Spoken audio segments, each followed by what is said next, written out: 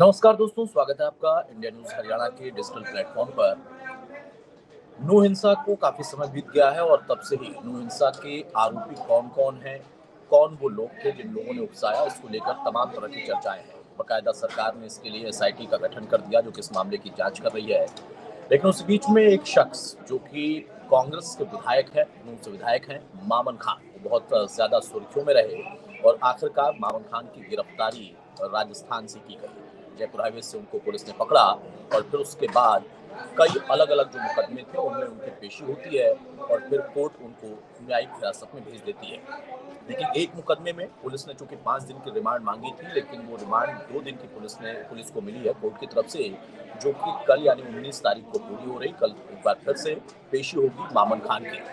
मामन खान पर दरअसल आरोप ये था कि मामन खान ने बहुत पहले विधानसभा के अंदर ये कहा था कि अगर शोभा यात्रा वहां पर निकलती है तो फिर कोई बड़ी घटना हो सकती है, और ये मोनू मानेसर और बंटी बजरंगी इनके लिए कहा गया था कि असल में इनकी भूमिका उन 2 युवकों को जलाने में, मारने में थी और इसकी वजह से ही इनके खिलाफ बहुत ज्यादा माहौल है वहां पर जमीनी तौर पर। जो नूह का इलाका है, मेवात का इलाका है, वहां पर लोगों में भारी नाराजगी है। इसलिए मैं इस बात को लेकर यहाँ पर संज्ञान में लाना चाहता हूँ कि अगर कोई शोभा यात्रा निकलती है या इस तरीके से लोग वहां पर पहुंचते हैं तो कोई बड़ी घटना हो सकती है।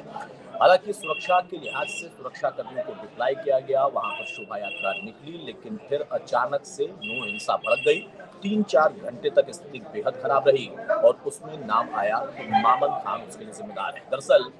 जो मामन खान ने पूरी कहानी रची, उस कहानी में आप समझिए कि वो खुद कहां पर फंसे। मामन खान इस पूरे मामले में कोर्ट में जाते हैं, वो कहते हैं कि मेरी गिरफ्तारी पर रोक लगा दी जाए, लेकिन हाईकोर्ट ने कहा कि गिरफ्तारी का जो अधिकार है वो पुलिस का है और पुलिस अपने तरीके से काम करेगी। हालांकि जो मामले की तहकीकात हो रही है उसके लिए कोर्ट ने जरूर कह दिया था कि इसकी पूरी डिटेल कोर्ट को भी बताई जाए कि कौन कौन इसमें शामिल है, जो कि जांच कर रहे हैं। लेकिन मामन खान ने जो थ्योरी समझाई, उस थ्योरी में वो उलझ रहे हैं क्योंकि उनका जो अपना पर्सनल गनर है, या पर्सनल गनर के अलावा जो सरकारी गनर है, सरकारी गनर ने कहा है कि 31 तारीख की जो बात है,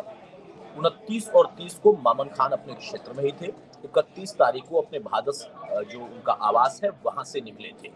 और इस बात का खुलासा होने के बाद ये तस्दीक होनी शुरू हो गई कि मामन खान की भूमिका थी, क्योंकि यही आरोप भी तमाम जगहों से लग रहे थे, तमाम पक्षों से लग रहे थे कि मामन खान उस वक्त अपने क्षेत्र में थे और लोगों को भड़काने का पूरा काम कर रहे थे। एक बड़ी साजिश रची गई थी। गृह मंत्री अनिल विज ने भी इसके बारे में जिक्र किया था कि एसआईटी का गठन तो हमने किया, लेकिन इसमें कांग्रेस की तरफ से, कांग्रेस के विधायक की तरफ से एक बड़ी साजिश रची गई है, इसके बकायदा इनपुट मिले हैं। हालांकि विवाद सियासी हो गया, बहुत सारे राजनीतिक मुद्दे इस पर बनते बिगड़ते रहे।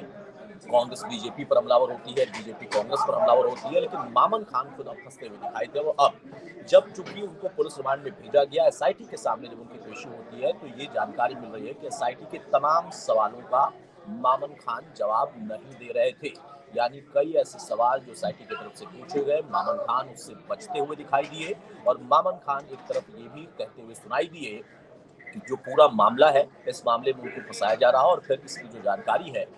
जो भी सवाल होंगे, मैं न्यायालय के समक्ष जब प्रस्तुत होगा तो वहां पर वो सारे सवालों का जवाब मैं जरूर दे दूंगा। लेकिन एसआईटी के सामने चुनौती है कि मामन खान जो कि इस पूरे मामले में आरोपी बना दिए गए, उनकी गिरफ्तारी हो गई है, उनके खिलाफ मुकदमे हो गए हैं, उनकी भूमिका की जांच की जा रही है, उनकी संलिप्तता किस तरीके से थी, कैसे उन्होंने दूसरे लोगों को, वहां के युवाओं को बरगलाया या फिर उकसाया,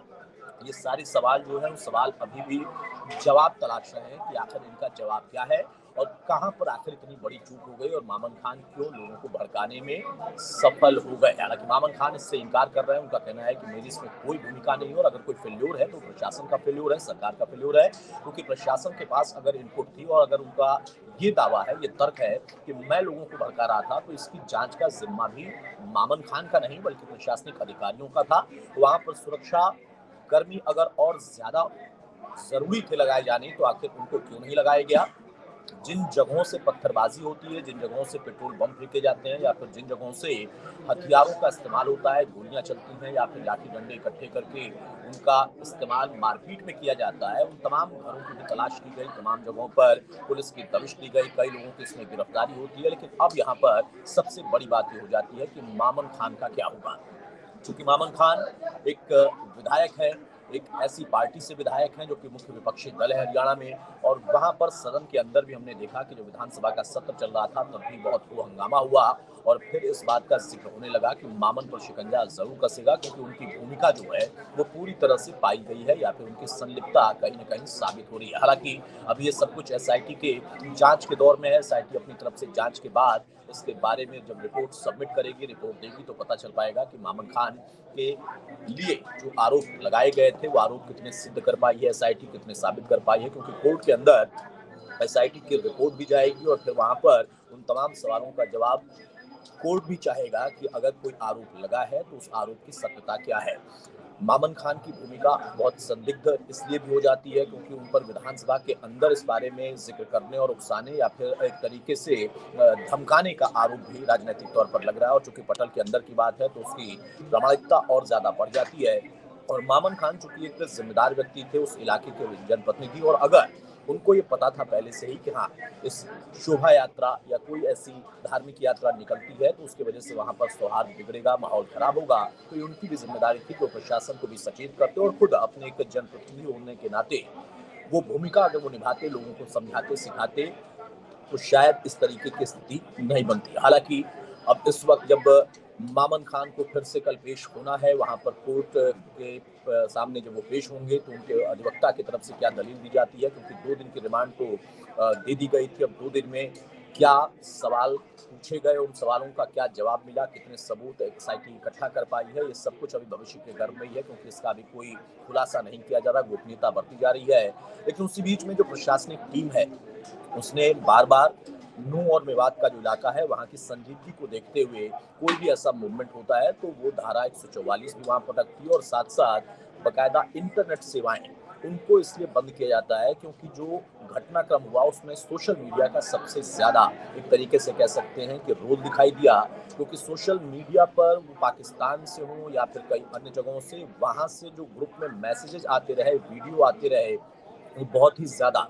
तनाव को बढ़ाने वाले वीडियो थे और उससे ही चिंगारी और भड़कती चली गई, आग फैलती चली गई। 4-5 घंटे के अंदर पुलिस ने, प्रशासन ने बहुत सख्ती के साथ, तेजी के साथ काबू में करने का प्रयास तो किया, लेकिन वो जो 4-5 घंटे थे वो बेहद तनावपूर्ण थे। ऐसा लग रहा था कि एक बार फिर से हरियाणा जल उठेगा, मेवात का इलाका जल उठेगा। तो अभी भी इस वक्त इंटरनेट सेवाएं बंद कर दी गई हैं जो कि कल तक जारी रहेंगी कि उनको बंद रखा जाए, क्योंकि सोशल मीडिया एक ऐसा प्लेटफॉर्म जहां पर स्थिति बहुत जल्दी ही बिगड़ सकती है अगर इस तरीके के मैसेजेस या फिर वीडियो जाते हैं। तो प्रशासनिक अधिकारी भी अपनी तरफ से पूरी तरह से मुस्तैद हैं। अब मामन खान की गिरफ्तारी पर सबसे बड़ी बात है कि एक तरफ जहां न्यायिक जांच चल रही है, जहां पर पुलिस अपनी जांच कर रही है, एसआईटी अपनी जांच कर रही है,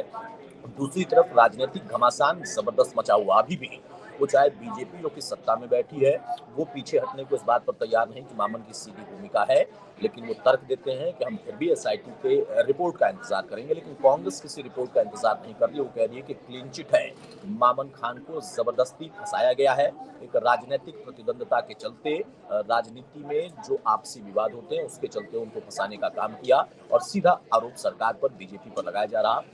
जो संगठन है बीजेपी से जुड़े हुए उन पर भी ये आरोप लग रहे हो, चाहे आरएसएस की बात हो या फिर बीएचपी की बात हो, जो कि अपनी अपनी भूमिका निभाते रहते हैं धर्म कर्म के कामों में, तो वहां उनके ऊपर भी एक तरीके से घमासान मचा हुआ और राजनीति एक बार फिर से गरमाई हुई है। नू में 3 दिन फिर से इंटरनेट सेवाओं पर रोक लगा दी गई है ताकि इस वक्त जब मामन खान की पुलिस या तफ्तीश चल रही हो, एसआईटी के सामने वो पेश हो रहे हो, फिर उनको कोर्ट के सामने पेश होना है, वहां से कोर्ट तय करेगी कि वो आगे कहाँ जाएंगे, उनको क्या न्यायिक हिरासत में फिर से भेज दिया जाएगा या फिर किसी अन्य मामले में, या इसी मामले में पुलिस उनको रिमांड पर लेती है। ये सारी ऐसी चीजें हैं जो कि तनाव को कहीं ना कहीं बढ़ा सकती है, इसलिए नूह के इलाके में फिर से इंटरनेट सेवा को बाधित कर दिया गया है, रोक दिया गया है, पाबंदी लगा दी गई है और बहुत ही बारीकी से वहां पर जांच की जा रही है कि कहीं से कोई गड़बड़ी ना हो जाए।